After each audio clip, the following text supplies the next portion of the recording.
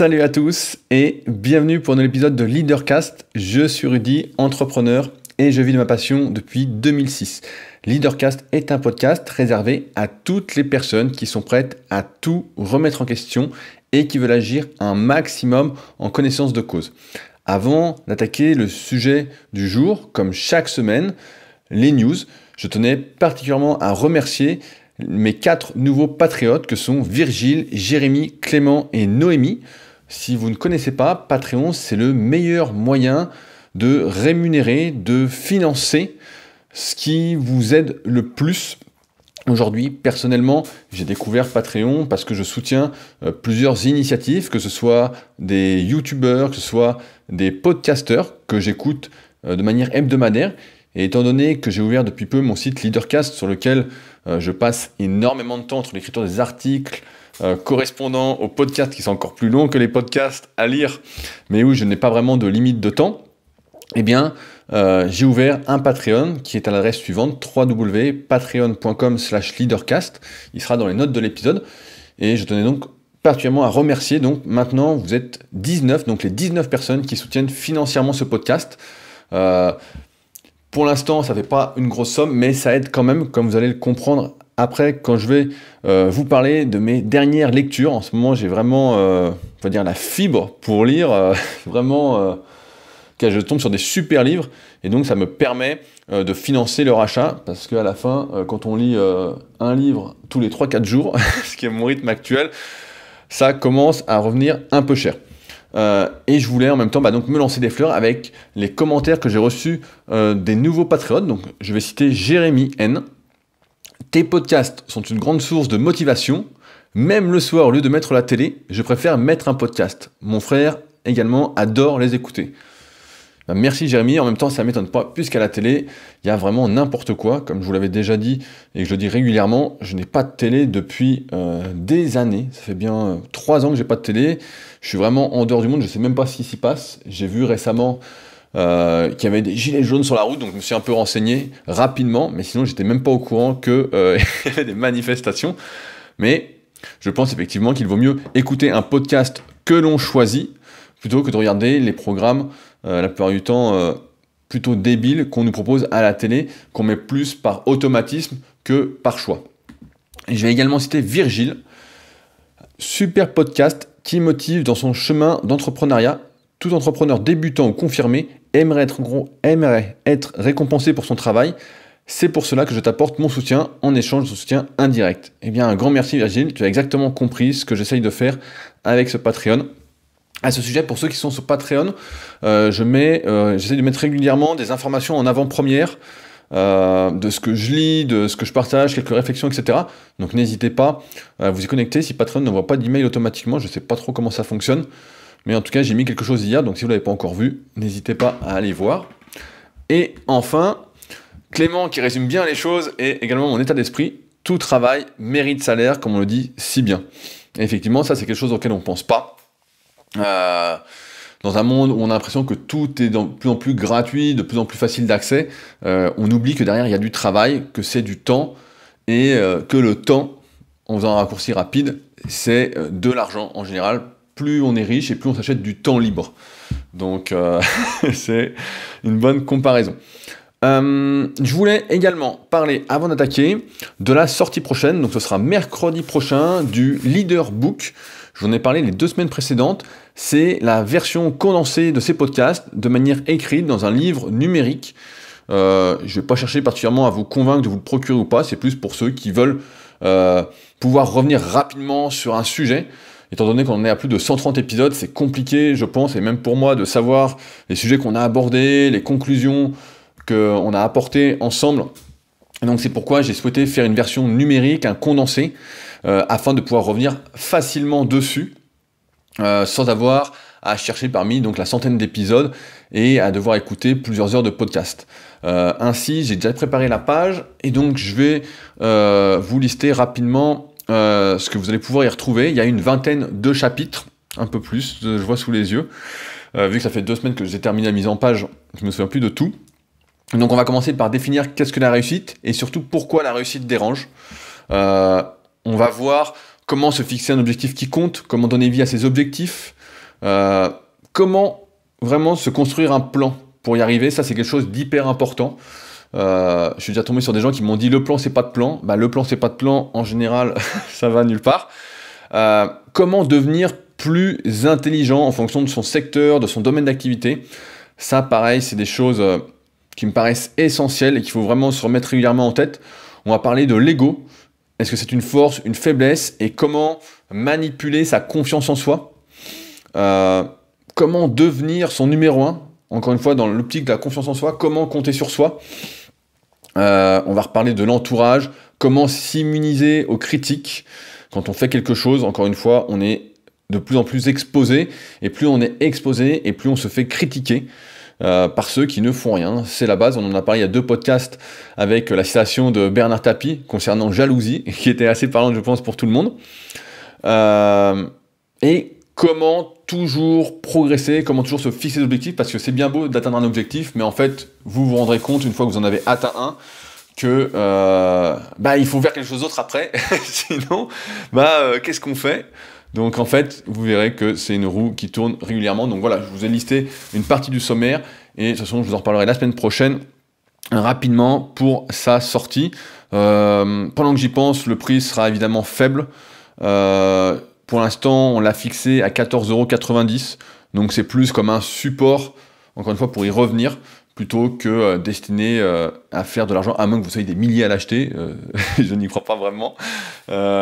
Mais voilà, ça va contribuer, encore une fois, à soutenir le podcast, et comme a dit Clément juste avant, tout travail mérite salaire. Donc voilà, pour ceux que ça intéresse, ça sortira la semaine prochaine. Maintenant, je souhaitais vous parler aujourd'hui de Tiger Woods. Pour ceux qui ne connaissent pas, c'est possible peut-être pour certains, j'en parlais cette semaine, des gens qui ne connaissaient pas Tiger Woods. Donc c'est une légende du golf, c'est le premier Afro-Américain qui a vraiment démocratisé et popularisé le golf au niveau mondial. Auparavant, le golf c'était plutôt vu comme un sport un peu, entre guillemets, de bourge, pas accessible, etc. Et Tiger Woods a vraiment démystifié le golf et l'a propulsé en générant des audiences télé incroyables, en battant des records, etc. En étant surtout le meilleur joueur de tous les temps, sans aucune comparaison possible. Donc, comme vous le savez également, je le disais en préambule, je lis beaucoup de livres, et des fois je mets du temps à lire un livre parce que j'accroche pas trop, donc je me force un petit peu. Et là, il faut dire que je suis vraiment tombé sur une pépite. Cette biographie de Tiger Woods était vraiment exceptionnelle. Vraiment, c'est à mettre. J'ai une liste de livres que je conseille, que j'avais mis qui est toujours disponible sur le forum de la formation Superphysique, que je mets de temps en temps à jour. J'enlève des livres, j'en rajoute, etc. en fonction des meilleurs livres que je lis. Et mon top, ça, c'est toujours la biographie de Steve Jobs, c'est Manager votre tribu. La biographie de Warren Buffett. Et là, je dois dire que cette biographie, donc, qui est nouvelle, je la mets vraiment dans mon top 5. C'était vraiment super, surtout en plus pour quelqu'un comme moi qui n'y connaît absolument rien au golf. Ça permet de rebondir sur le fait que, en fait, il ne faut pas rester dans sa thématique absolument. Pour moi qui suis dans la musculation depuis 2001, j'ai ouvert ma première société pour la musculation en 2006 avec mon site rudykoya.com. Je peux vous dire que ça fait des années que j'ai pas lu un livre de muscu. Vraiment, et que je m'intéresse de plus en plus, d'où l'ouverture de Leadercast, à justement tout ce qui est leadership, comment les gens réussissent. Alors après, j'ai toujours un petit bémol là-dessus, dans le sens où on analyse la réussite des gens une fois qu'ils ont réussi, et pas au début, parce qu'encore une fois, on ne sait pas prédire la réussite complète, comme on en parlait la semaine dernière avec le podcast Mieux vaut 1 que 0, où on parlait notamment de chance. Donc voilà, super biographie, je vous la recommande. Je mettrai un lien parce qu'il y en a plusieurs, j'en avais lu un il y a quelques années, peut-être même presque 10 ans, sur Tiger Woods. Au moment, on va reparler de ses infidélités, on va en reparler un peu plus tard. Et là, donc, quand j'ai vu cette sortie, je dis allez, ça fait longtemps que j'ai pas lu là-dessus, et vraiment un chef-d'œuvre de ces chefs-d'œuvre. Donc n'hésitez pas à le lire si jamais. Maintenant, ce qu'il faut savoir, j'ai noté pas mal de choses à retenir et de leçons qu'on peut appliquer, je pense, à notre niveau. Ce qu'il faut déjà savoir, c'est que personne ne réussit dans un domaine, et on va définir la réussite comme atteindre ses objectifs à un haut niveau d'excellence, et là, dans ce cas de Tiger Woods, être le numéro 1 en golf, en étant un modèle d'équilibre. C'est justement parce qu'on est complètement déséquilibré, qu'on va être par exemple champion de golf et complètement asocial, je vais y revenir aussi après, que l'on devient un maître dans son domaine. On ne peut pas avoir tous les secteurs de sa vie complètement équilibrés, du moins j'ai jamais vu ça, dans toutes les biographies que j'ai lues, j'ai jamais vu ça, et être un champion. En général, tous ces gens qui réussissent vraiment à l'extrême sont complètement déséquilibrés. Ça ne veut pas dire que n'importe quel déséquilibré peut devenir un champion ou révolutionner un domaine. Il y en a beaucoup qui n'y arrivent pas, encore une fois. Comme je dis, on se concentre sur les meilleurs des meilleurs, ceux qui ont eu le petit coup de chance en plus. Mais la chance de Tiger Woods a quand même été sacrément provoquée. On apprend dans cette biographie qu'il commence le golf à 2 ans. En fait, son père, Earl Woods, désolé pour l'accent anglais comme d'habitude, qui était fan de golf, entre guillemets, installe dans son garage tout ce qu'il faut pour pouvoir jouer au golf. Et donc, il prend son fils avec lui, qui est dans la poussette, dans la chaise haute, et donc le petit Tiger regarde son père jouer, etc. D'après la légende, et il est plutôt admis que Earl Woods exagérait énormément les propos, vraiment légendifiait, je ne sais pas si le verbe existe, son fils, qu'il aurait commencé à taper sa première balle à 2 ans. Bon, à mettre entre guillemets, entre parenthèses. Mais donc, ça c'est hyper important parce qu'on voit encore une fois que des débuts précoces, du moins dans la vision, le fait de voir, etc., vont fortement impacter le développement d'habiletés futures. Et ce qui est en plus très intéressant, c'est que Tiger Woods, donc 2 ans, et qui grandit progressivement, donc, commence à être vraiment très très intéressé par le golf. Chaque jour, il va regarder son père pendant des heures, jusqu'à avoir vraiment la possibilité de taper plein de balles.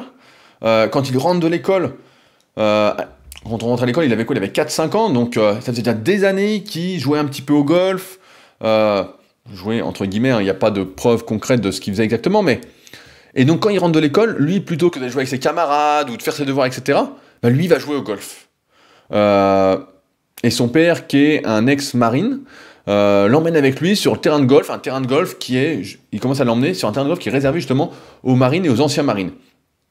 Et si vous suivez mon travail en musculation, bah, vous savez que plus on commence tôt donc une activité, et surtout ce qu'on fait durant l'enfance et l'adolescence, ce sont les périodes les plus propices à la mise en place d'automatisme, les périodes les plus propices à l'apprentissage, parce qu'on n'a que ça à penser, il n'y a rien d'autre en plus, et le cerveau est en quelque sorte mémorise mieux, intègre mieux les choses, plus facilement, sans toutes les distractions qu'on va avoir un peu plus tard, comme on a nous aujourd'hui avec la vie qu'on mène. Et en musculation, par exemple, c'est ce qu'on appelle les antécédents sportifs. J'en avais parlé notamment dans le tome 1 et tome 2 de la méthode Superphysique, avec l'analyse morpho-anatomique, où les antécédents sportifs peuvent contrebalancer complètement une mauvaise morpho-anatomie, c'est-à-dire une faible longueur musculaire et un mauvais levier qui, quand on analyse, on dirait, bah voilà, c'est foutu pour ce muscle. Sauf que si on a fait, je prends un exemple qu'on a des longs je vais prendre un exemple, peut-être ça va pas vous parler, il ne faut pas de musculation, mais si on a, voilà, des longues cuisses, des longs fémurs et des quadriceps assez courts, on pourrait dire qu'on a peu de potentiel. Sauf si on a fait pendant des années, quand on était enfant et adolescent, beaucoup de vélo. Dans ce cas-là, on va développer ce qu'on appelle son réseau nerveux, son chemin nerveux, et on va mieux solliciter ses cuisses, elles vont mieux répondre, et donc on va réussir à les développer bien au-delà de ce qu'il était possible en fait de faire sans des antécédents sportifs pour lesquels on n'était pas doué. Il y a une théorie qui est très intéressante à intégrer, peut-être qu'on en a déjà parlé il y a un petit moment, c'est la règle des 10 000 heures. Donc c'est une règle qui a été théorisée par Malcolm Gladwell dans son livre Outliers, The Story of Success. Donc malheureusement, il n'a pas été traduit en français, je l'ai cherché quand j'ai fait mes recherches pour ce podcast et l'article correspondant. Si un jour il est traduit, je me jetterai dessus. Et sa conclusion est assez simple, c'est qu'il faut en moyenne 10 000 heures de pratique dans une activité pour atteindre son meilleur niveau. Et on lui a demandé donc à cet auteur, cet expert, quand est-ce qu'il pensait que Tiger Woods avait atteint ses 10 000 heures de pratique pour devenir un expert? Parce qu'en effet, Tiger Woods a fait sa première télé à 5 ans, il gagnait déjà des tournois en étant surclassé, etc. Et Malcolm Gladwell a estimé que Tiger Woods avait atteint ses 10 000 heures entre sa 12e et sa 13e année, soit tout au début de son adolescence, en fait, quand la plupart des personnes vont atteindre ce nombre d'heures, qui est une moyenne, encore une fois, c'est pas une règle absolue, autour de la vingtaine. Voilà, autour de la vingtaine, autour de la trentaine, il va falloir vraiment des années et des années de pratique. Et Tiger Woods, comme il a commencé à 2 ans, il a vu des 1000 balles tapées, il jouait tous les jours après l'école pendant des heures. Sa vie était organisée autour par ses parents. Mais on verra qu'il y a eu du positif, mais également du négatif. En fait, il est vraiment devenu un expert avant l'heure, ce qui lui a permis de gagner ensuite des tournois à un âge où, normalement, on n'est même pas professionnel de golf, où on a du mal, etc. Et pour devenir un expert, cette règle des 10 000 heures, elle est importante à nuancer, parce qu'il ne s'agit pas de pratiquer 10 000 heures pour devenir un expert. Il faut à la fois être un observateur, voir comment ça se passe, et en même temps, prendre du plaisir à pratiquer ces heures. Que ces heures, en fait, défilent toutes seules sans qu'on ait à compter. Si on en est à compter, en fait, on ne deviendra jamais un expert. Il faut vraiment que ce soit, encore une fois, un plaisir. Et là, dans le cas de Tiger Woods, c'était véritablement une passion.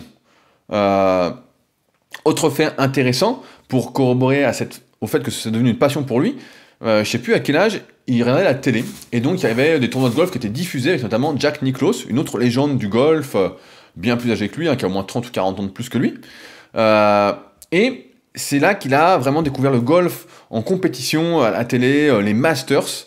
Il y a 4 tournois qu'on appelle les Masters, donc je suis devenu un peu plus expert en golf grâce à ce livre. Et donc il a découvert que les meilleurs s'affrontaient dans des tournois bien spéciaux, etc.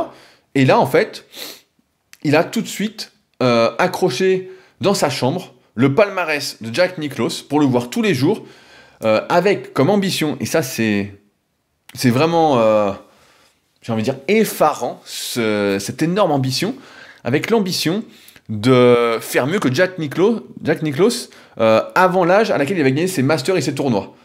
Donc quand on a une dizaine d'années, s'imaginer surclasser une légende vivante, c'est quand même c'est incroyable. Moi je me souviens, j'étais gamin, je faisais de l'athlétisme, j'ai jamais, donc j'avais 9-10 ans quand j'étais vraiment très très bon en sprint, jamais je me suis dit je vais battre Michael Johnson. C'était l'époque Michael Johnson à Atlanta. Pour ceux qui ne connaissent pas, c'était un champion qui avait gagné le 200 et le 400 mètres. Il avait fait 19,32 au 200 mètres, donc ce qui était incroyable. C'était une performance. Enfin bon, on a cru que ce serait jamais battu. Puis Usain Bolt est arrivé. Mais jamais je me suis imaginé faire des temps comme ça. Jamais je me suis dit voilà ce que je vais faire. Et donc je pose la question à laquelle je vais répondre, c'est d'où vient cette ambition démesurée? Parce qu'on a beau adorer pratiquer une activité, on a beau être un peu doué, etc. Il faut quand même une confiance en soi incroyable. Et ça vient justement de l'éducation qu'il a reçue, et notamment de son père, dont je disais qu'il avait vraiment exagéré beaucoup de faits, mis son fils sur un piédestal, qui va façonner en fait cette confiance. Pendant plus de 20 ans, et on a de nombreux témoignages, des copies d'interviews. Dans le livre, son père va dire à n'importe qui, à tout le monde sur les plus grands plateaux de télé, que son fils, c'est le nouveau Messie, qu'il aura autant d'influence que Bouddha, Gandhi ou Jésus, voire plus, que c'est l'élu absolu. Donc forcément, quand on est enfant, on a plus de facilité, on est plus crédule, on est plus innocent. Et j'en reparlerai dans un prochain podcast de l'innocence suite à un petit débat que nous avons eu sur les formes de la formation Superphysique avec Jules, qui est prof. Donc Jules, je ne t'oublie pas, on en reparlera un peu plus en détail, j'ai noté des idées, j'ai commencé à réfléchir dessus. Quand on est enfant, donc je disais, on absorbe tout, on y croit, on a cette innocence, et en plus, pour Tiger Woods, c'était renforcé par le fait qu'il avait des victoires régulières. Parce qu'il avait justement un nombre d'heures de pratique bien plus important que tous ses camarades. Et c'est là que c'est quand même assez différent du monde qui nous entoure, parce que nous, ce qu'on voit la plupart du temps, en tout cas moi ce que je vois, c'est que depuis notre plus tendre enfance, et j'arrête pas de le répéter pour essayer de vous donner confiance en vous, et de vous montrer que tout ce qu'on vous a dit auparavant, c'était surtout des conneries, on nous a répété inlassablement qu'on pouvait pas, qu'on n'était pas capable, etc. Et donc en fait, c'est là qu'on voit que son environnement familial a vraiment conditionné sa réussite en le sortant du système. C'est pas quelqu'un qui était hyper travailleur, qui avait des tâches à faire à la maison. Ses parents ont expliqué que il n'avait jamais débarrassé la table, il n'avait jamais sorti les poubelles. En fait, il rentrait de l'école, il jouait au golf. Tout était organisé autour. Il loupait l'école pour jouer au golf, pour faire des tournois. Ça l'a, en quelque sorte, et c'est là, tout à l'heure, je parlais d'équilibre en ce début de podcast, mais ça l'a complètement sorti du système et de la norme, parce qu'il n'a pas réussi à avoir une vraie vie sociale durant son enfance, durant son adolescence, des périodes essentielles, qui fait qu'en fait, il n'a jamais eu aucun ami, si ce n'est son père. Je parle beaucoup de son père, mais sa mère, c'est pareil, en fait, l'a vraiment mis dans un cocon où il était nourri, logé, blanchi, comme on dit, il était pourri gâté en quelque sorte. Il n'a jamais rangé sa chambre non plus. C'est des choses incroyables. Et donc, à partir de là, un autre fait hyper intéressant, pour moi c'est peut-être le plus intéressant de ce livre, de ce que je retiens. Il y a Pierre, il n'y a pas longtemps, il a laissé un commentaire sur Leadercast, donc leadercast.fr, le site qui va avec les podcasts. D'ailleurs, vous êtes de plus en plus nombreux à laisser des commentaires, donc merci. Le dernier podcast a vraiment eu, je crois, 9 ou 10 commentaires, et de sacrés commentaires vraiment super intéressants, donc merci à tous ceux qui réagissent au podcast dessus. C'est là que c'est le mieux pour réagir, si jamais. C'est mieux que sous SoundCloud, c'est mieux que de m'envoyer un mail, c'est mieux sur le site, comme ça tout le monde en profite, et pour l'instant, c'est un petit site et je pense pas qu'un jour ce soit un site avec des milliers de visites. Donc, vous pouvez écrire sans aucune crainte. Si vous pouvez dire tout ce que vous voulez. Souvent, on a peur quand on lance on lance un site ou on lance son truc, on se dit ah là là, ça y est, je vais être exposé, etc. Mais au début, quand on lance quelque chose, et surtout aujourd'hui de plus en plus, il y a le temps avant que des milliers de gens nous lisent. Hein. Vraiment, j'en reparlerai la semaine prochaine parce que j'ai déjà préparé le podcast de la semaine prochaine suite à une autre lecture que j'ai partagée justement sur Patreon. Mais ouais, franchement, là, vous pouvez y aller avec plaisir, sans aucun souci. Donc, je reviens à notre sujet. Tiger Woods, donc c'est que progressivement, en fait, en étant hors du monde, il s'est construit son propre monde. Un monde, en fait, où il n'y avait que lui et son jeu. Il adorait s'entraîner, il adorait jouer. Et en fait, un monde où, quand il jouait, en fait, il était carrément ailleurs, ce qu'on appelle le flow. Un monde où il était coupé de toute émotion parasite. Son père, c'est expliqué dans le livre, l'a entraîné quand il était enfant, donc ça peut vous choquer, quand il jouait, à l'insulter pour pas qu'il se déconcentre et qu'il reste dans sa bulle. Parce que l'une des principales erreurs au golf, et même dans n'importe quelle activité, c'est de se faire influencer par ses émotions quand on est dans l'action. Et il y a une très bonne phrase qui est dans le livre et que j'ai retenue depuis des années, j'ai dû le lire peut-être en 2005 ou 2006, qui était l'apprentissage moteur de Schmitt, qui disait « La réflexion empêche l'action », et j'ai envie de paraphraser en disant « Les émotions limitent l'action, l'efficacité de l'action ». Et Tiger Woods, c'est là où il a été très très très bon, où son éducation l'a poussé, c'est dans le fait de se couper de ses émotions quand il le fallait, et même de se couper de ses émotions dans la vie de tous les jours, jusqu'à ne pas avoir d'amis, à avoir des faux amis, des gens qui gravitaient autour de lui, mais où il n'arrivait pas à s'ouvrir, comme s'il y avait une sorte de manque affectif. On va en reparler un petit peu après. Et c'est marrant parce que moi, souvent, dans les podcasts, voilà, c'est ce que je disais tout à l'heure, c'est que je pousse justement à, comment on peut dire, à ne pas tenir compte de ses émotions sur le moment, parce que souvent, quand on tient compte de ses émotions sur le moment, on fait des conneries. Et je pousse donc à analyser ses émotions pour faire des choix avec raison la plupart du temps, parce que quand on agit avec ses émotions, bah, on fait souvent des conneries. On va manger du chocolat, par exemple, plus que prévu, on va faire des achats compulsifs dont on n'a pas besoin. Et à ce sujet, je tiens à remercier donc Nico, un de mes élèves, qui m'a envoyé une très bonne vidéo où un spécialiste, donc qui s'appelle Robert Lustig, distingue deux choses. Souvent, on a tendance à associer le plaisir et le bonheur. Et selon ce spécialiste, c'est une erreur, parce que les plaisirs sont de courte durée, sont instinctifs, matériels et solitaires. Ça mène c'est des choses en fait qui vont mener à l'addiction. Donc par exemple, je mange du chocolat, ça me déclenche une sécrétion de dopamine, une récompense immédiate, et puis ça rediminue, et puis j'en mange un peu plus, et comme dans le corps, beaucoup de choses sont une histoire de récepteurs, il va falloir que j'en mange de plus en plus. C'est comme ça que des gens, en fait, en succombant à leur plaisir, à leurs émotions, régulièrement, plutôt tout le temps, de manière non contrôlée, non mesurée, sans raison, deviennent de plus en plus gros, par exemple. Et c'est facile à comprendre, en fait, on tombe dans le plaisir facile. À l'inverse, le bonheur, c'est de longue durée, c'est spirituel, c'est lié aux interactions sociales, comme le sentiment de ne faire qu'avec le monde. Comme je disais tout à l'heure, Tiger Woods, quand il est sur un terrain de golf, il est exempt de toute émotion et ça déteint sur sa vie de tous les jours.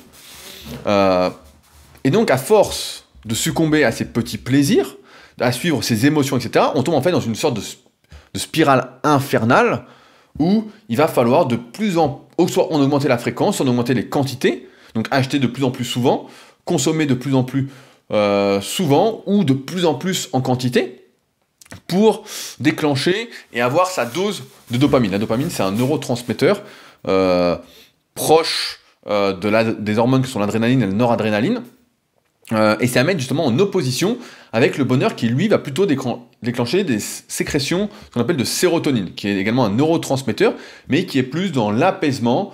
La sérotonine, pour ceux qui ne connaissent pas, par exemple, c'est quelque chose qu'on va chercher à accentuer pour ceux qui ont des problèmes de sommeil, en leur faisant prendre par exemple du 5-HTP, un dérivé d'un acide aminé, le tryptophane. Je connais un peu le truc parce qu'on en vend sur Superphysique, donc sur une de mes activités où on vend des compléments alimentaires.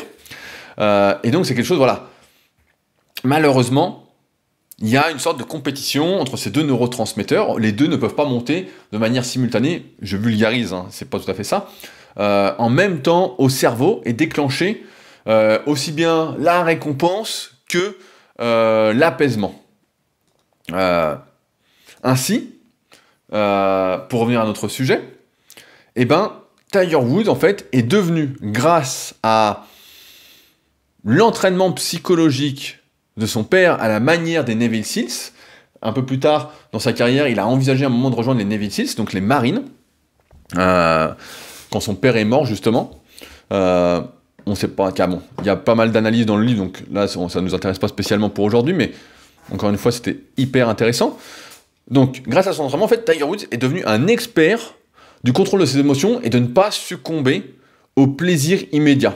Pour lui, et ça, c'est une phrase également qui m'a choqué, c'est que l'autosatisfaction est l'ennemi du succès. Et ça m'a fait penser à ce que je dis souvent, que je ne sais pas me contenter et que j'ai besoin sans arrêt d'avancer, de faire plus, etc. On en reparlera quand je ferai en podcast le bilan de cette année, d'un point de vue personnel et entrepreneurial. Mais ça m'a énormément parlé dans le sens où se contenter, se satisfaire, ça revient à se poser la question de pourquoi faire plus, de pourquoi chercher le progrès. Et je crois justement que, donc j'ai une petite théorie là-dessus à laquelle j'ai réfléchi, je crois que la recherche du progrès, en fait, ça vient d'une sorte de frustration, d'une rage que l'on a en soi ou pas. Je sais pas si vous avez déjà vu les films Rocky, mais il y a un moment, je sais plus dans lequel, son entraîneur lui dit « tu t'es embourgeoisé ». On voit que Rocky arrive plus à avoir la rage de vaincre, il a plus l'œil du tigre, comme on dit. Il n'arrive plus à se mettre dedans, parce que, en fait, il a une vie qui est devenue trop belle, il est riche, tout va bien, etc. Et pour quelqu'un comme Tiger Woods, qui lui n'a jamais été félicité que dans la performance. Par exemple, son père ne lui a dit qu'il l'aimait qu'à chaque fois qu'il gagnait. En fait, en dehors de ça, il n'avait aucun affect avec ses parents, pas d'affection, rien, seulement dans la victoire. Et donc pour lui, en fait, c'était naturel d'associer ça, la performance, au bonheur, au plaisir. Et sans ça, en fait, pour lui, il n'y avait pas ça, il y avait juste... il n'y avait pas de raison, en fait, d'avoir des émotions. Son père l'a élevé de toute façon avec ça, en fait, avec le sentiment que on n'existait que dans la performance. Donc c'est quelque chose d'assez incroyable parce que il a toujours cru, et ça a changé récemment, j'en parlerai en fin de podcast pour faire la conclusion, mais il a toujours cru en fait qu'il ne pouvait exister aux yeux des autres qu'en étant performant. Et c'est ce qu'il a fait pendant très très longtemps, en devenant le meilleur joueur de golf de tout le temps, en battant des records incroyables, en jouant tous les spécialistes à l'époque disaient que lorsque Tiger Woods était à son meilleur niveau, il était imbattable. Il me rentrait des coups que personne n'avait vu, quoi. Qu'il y a des trucs... pour moi qui n'y connais rien, ça va pas me parler, mais pour ceux qui jouent peut-être un peu au golf et qui regardent, ils pourront peut-être confirmer ce que je dis, mais en tout cas... Et en fait, à cause de ce comportement, et c'est là que je disais tout à l'heure, on parlait d'équilibre, en étant vraiment non émotionnel, vraiment dans le contrôle de ses émotions complet, en se coupant même de ses émotions, donc c'est vraiment un stade au-dessus. Moi, c'est quelque chose que j'arrive à faire également et que je fais souvent de manière non intentionnelle, et j'y reviendrai peut-être une autre fois dessus, mais...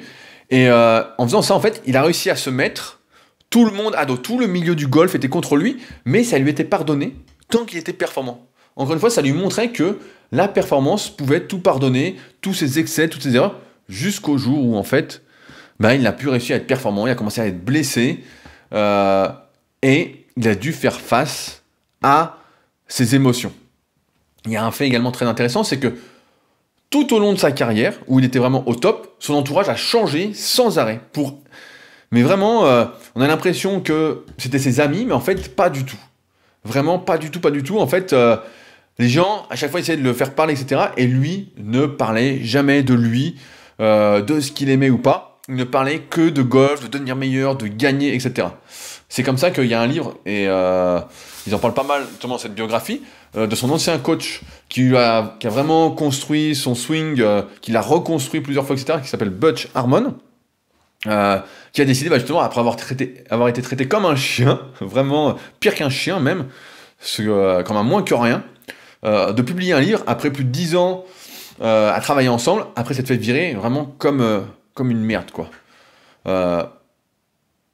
Et cette éducation-là, que ses parents lui ont inculquée, etc., ça a contribué au fait que Tiger Woods s'est senti vraiment au-dessus des lois, à ne témoigner aucun respect, ou presque à personne, en étant glacial, sanglant. Il y a des anecdotes qui sont racontées, des gens viennent pour lui dire bonjour, il ne leur dit même pas bonjour, ils tendent la main, ils ne tendent rien, on a l'habitude de laisser des pourboires au golf, il ne laissait rien, les gens passaient derrière lui, ses sponsors, son agence, c'était quoi, c'était IMG, j'ai oublié le nom de son agent, parce que ça fait un moment que j'ai fini le livre, qui passait derrière pour laisser des pourboires, etc. En fait, le mec était complètement anti-humain. En tout cas, ce qui nous définit en tant qu'être humain, c'est voilà, ce mélange d'émotions et de raison. Et lui n'avait que la raison, un peu à la manière d'un robot.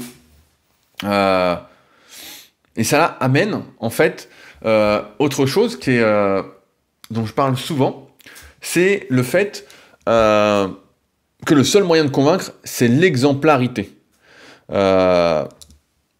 L'exemplarité, et malheureusement pour Tiger Woods, c'est là qu'on voit que ce déficit émotionnel, en fait, il vient tout simplement de ses parents, qui lui ont montré cet exemple. Ce qu'il faut savoir, c'est que ses parents, rapidement, ne sont plus entendus.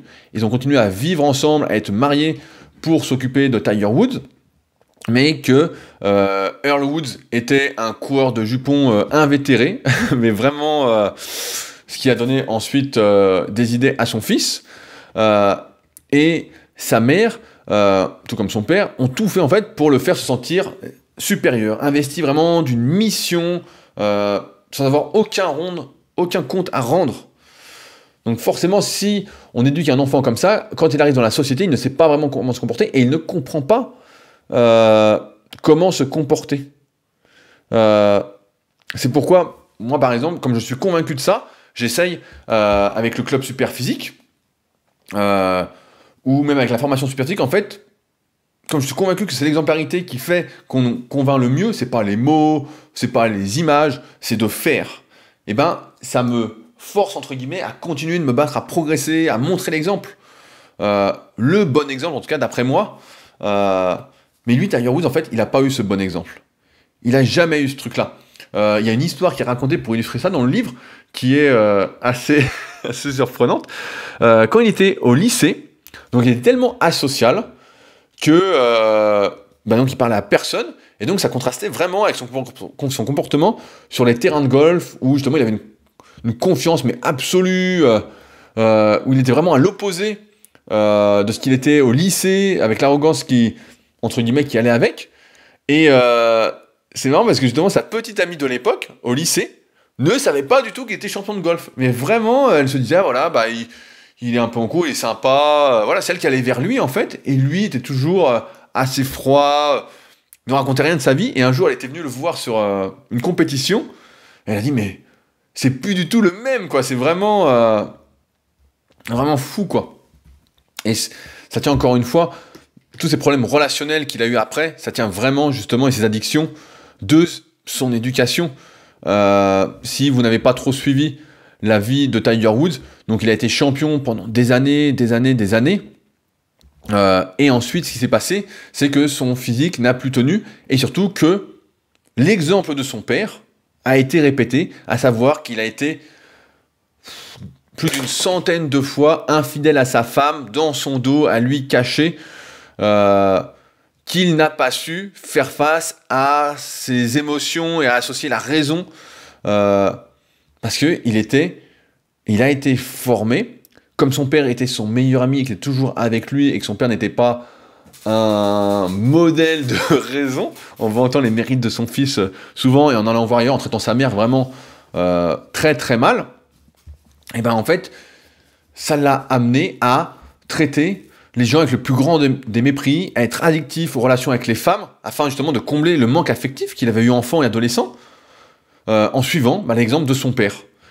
Et donc j'ai fait des recherches, et il s'avère que d'après divers psychologues, c'est clairement établi qu'à l'âge adulte, en fait, on cherche à combler ce que nous n'avons pas eu durant l'enfance et l'adolescence. Et que nous sommes donc forcément enclins à reproduire les schémas de nos parents, jusqu'à ne plus pouvoir et devoir se remettre en question. Et ça, je pense que c'est important à intégrer pour tous ceux qui écoutent, bah voilà, ça fait un moment que vous êtes avec moi là aujourd'hui, ça fait 36 minutes, qu'il faut vraiment essayer de tout remettre en question et de voir pourquoi on agit comme ça et pas autrement, pourquoi on fait ci, pourquoi on fait ça, pour vraiment que ce soit des choix conscients et pas des choix inconscients, pas des automatismes, surtout à partir de mauvais exemples. Vraiment, je pense que aujourd'hui, on en est tous là à être qui on est, à revenir. En fait, on revient, c'est simple, on revient sur notre éducation pour découvrir qui on est vraiment et non pas suivre en fait des préceptes qui ne sont pas les nôtres. Alors parfois, voilà, ça va coïncider avec ce qu'on a eu pendant notre éducation, des fois pas du tout. Mais là, par exemple, pour Tiger Woods, c'était pas compliqué de comprendre qu'à un moment, ça allait exploser, surtout qu'on n'en a pas parlé, mais ça a été le sportif le mieux payé de tous les temps, je ne sais pas s'il a été battu, le premier à gagner $1 milliard en sponsoring. Il est de l'époque, le début de son arrivée, c'est la fin de l'époque Michael Jordan, et il a gagné beaucoup plus d'argent que Michael Jordan, alors que pourtant Michael Jordan, c'est, si vous avez lu sa biographie, qui est également très intéressante, mais que je ne mettrai pas dans mon top 5, c'est la légende du basket, là c'est vraiment... Et donc, à un moment, comme ses performances ont chuté, ses problèmes relationnels sont apparus sur le devant de la scène, pour en devenir une affaire nationale. Tant qu'il était performant et qu'il gagnait, personne n'allait creuser, tout était achetable en quelque sorte, vu qu'il gagnait, il avait plein d'argent, etc., il pouvait acheter les médias, limite, j'exagère un petit peu, mais c'est ça. Et à un moment, voilà, les médias américains ont fait leur travail et ont dénoncé ces excès émotionnels, ces addictions aux femmes. Et c'est normal, quand on est au sommet et qu'on se comporte de manière infâme, c'est simple, plus on est au sommet, entre guillemets, plus on est exposé, plus on est performant, et plus il faut être, j'ai envie de dire, irréprochable, soigner son image, parce qu'on est exposé en fait. J'ai vu un texte comme ça, je ne l'ai plus en tête. Je ne sais pas si vous êtes abonné à la newsletter superception.fr, tout n'est que perception, c'est le slogan du site de... je sais plus comment il s'appelle. Donc c'est une newsletter où je suis abonné, et dedans justement il expliquait que la plupart des sociétés devraient regarder comment ça se passe dans le sport de niveau, notamment en NFL et au baseball, et même au hockey, pour voir comment les managers font, les entraîneurs font, parce que ce sont les personnes les plus exposées du monde, et qu'il faut là être un sacré bon manager pour montrer l'exemple, motiver et réussir surtout. C'est vraiment des exemples hyper intéressants. Et donc quand on est au sommet comme Tiger Woods, il y a de nombreux, et qu'on est vraiment quelqu'un d'infâme, qu'on a tout le monde contre soi, il y a de nombreuses personnes en fait qui veulent vous voir chuter. Il y a de la jalousie, mais il y a aussi ce qu'on appelle la justice. Alors la justice, c'est un autre débat dans ce monde, hein. On pourrait dire, est-ce que le monde est juste? J'ai envie de dire que chacun a sa propre justice, on n'en reparlera pas plus aujourd'hui, mais personne n'étant Dieu, personne n'a à se comporter comme l'a fait Tiger Woods. Car ça permet de remettre l'histoire en parallèle, qu'on ne devient pas un expert et un champion en étant comme tout le monde. Il a fallu une multitude de facteurs qui sont, encore une fois, l'éducation invraisemblable qu'il a reçue, mais qui ont fait de lui quelqu'un qui a pu contrôler ses émotions de A à Z sur les terrains jusqu'à un trop-plein. En fait, son équilibre s'est fait ainsi en étant déséquilibré, si on peut dire, de part et d'autre, en étant le champion des champions d'un côté et en étant le zéro des zéros de l'autre côté. Pour être un champion, encore une fois, c'est une multitude de facteurs et je ne sais pas si on peut envier Tiger Woods aujourd'hui, même si, a priori, à plus de 40 ans passés, donc je ne suis pas trop le golf, hein, je ne suis pas un spécialiste comme je le disais dans ces débuts de podcast, il semblerait avoir changé de comportement et s'être rendu compte que des choses n'allaient pas, et c'est normal hein, quand on est exposé dans les journaux, qu'on perd sa femme, ses enfants, etc. Forcément, ça oblige à se remettre en question. Et a priori, l'Amérique est un pays qui pardonne facilement à condition de reconnaître ses torts. Je reparlerai, là je viens d'attaquer la biographie de Mark Zuckerberg. Et donc c'est un des premiers chapitres où c'est expliqué que l'Amérique pardonne énormément à Mark Zuckerberg de ses nombreuses erreurs qu'il avoue régulièrement. Surtout que là, c'est pas des petites erreurs à chaque fois que nous fait donc le fondateur de Facebook et en même temps dirigeant d'Instagram, de WhatsApp, de Messenger, etc. Mais bon, on en reparlera parce que je pense qu'il y a pas mal à dire. J'ai commencé à prendre quelques notes aussi là-dessus. Et voilà, c'est ces multitudes de facteurs en fait qui ont été réunis pour faire de Tiger Woods une légende à part entière dans le golf. Et c'est pourquoi, je conclurai là-dessus, c'est à chacun de nous, en fait, de remettre son éducation en question et surtout de réfléchir à nos objectifs pour les atteindre en rapport avec les valeurs qui nous importent. Je pense qu'il ne faut surtout pas mettre ces valeurs de côté pour réussir. Sur le moyen et long terme, ça ne marchera pas. Sur le court terme, ça peut encore une fois marcher, mais on ne peut pas se renier soi-même. On ne peut pas définir ce que nous avons défini comme essentiel et que nous définissons en tant qu'être humain et espérer atteindre ces objectifs. C'est à chacun, et c'est la même conclusion qu'à chaque fois, vous me direz, de trouver son propre équilibre. Mais le déséquilibre, s'il doit exister, ne doit pas être permanent. J'en avais déjà parlé quand j'ai vraiment beaucoup travaillé à une époque par rapport à mon site de coaching online, donc rudykoya.com, où je travaillais 12-13 heures par jour. Mais c'était un passage obligé, en fait, c'était pas une erreur pour ensuite, donc j'avais une vie complètement déséquilibrée, 90% travail, 0% social et 10% entraînement, on va dire ça comme ça, mais c'était un passage obligé pour me rendre compte que ça n'allait pas, mais que ça m'a permis en même temps de poser les bases de mes futures réussites et de toute la suite de mes projets entrepreneuriales. Donc voilà, c'est encore une fois important de définir ses valeurs et puis d'agir en conséquence et de ne pas se renier. Et surtout, voilà, le contrôle des émotions, c'est bien, mais jusqu'à un certain point et dans un moment particulier, mais pas tout le temps, pas comme Tiger Woods, parce que là, franchement, ça a dérapé, en tout cas, ça a dérapé sévère pour lui, et il a la chance d'être en Amérique, parce que sinon, je pense pas qu'on lui aurait pardonné facilement, en tout cas. Voilà ce que j'avais à vous dire sur cette biographie qui était extrêmement intéressante. Je vous recommande vraiment de la lire. Vraiment super. Voilà. Je pense que, comme d'habitude, j'ai pas grand chose à ajouter, si ce n'est, n'hésitez pas à vous abonner à la newsletter de Leadercast pour être tenu au courant. Donc c'est directement sur leadercast.fr, c'est gratuit, des sorties des podcasts.